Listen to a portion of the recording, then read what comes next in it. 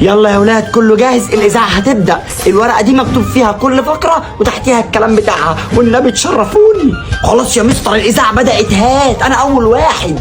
والآن مع فقرة هل تعلم، والطالب محسن أبو صلوط. هل تعلم أن العلق كائن نباتي فريد النوع؟ العلق يخرب بيت أمك، سيب الميكروفون. والآن مع فقرة الأسئلة، والطالب محمد عبقرينو. أي من الفصول هو الأفضل؟ فصل الصيف، فصل الشتاء، فصل تالتة رابع. والآن مع فقرة الغناء الوطني، والطالبة خولة محمد.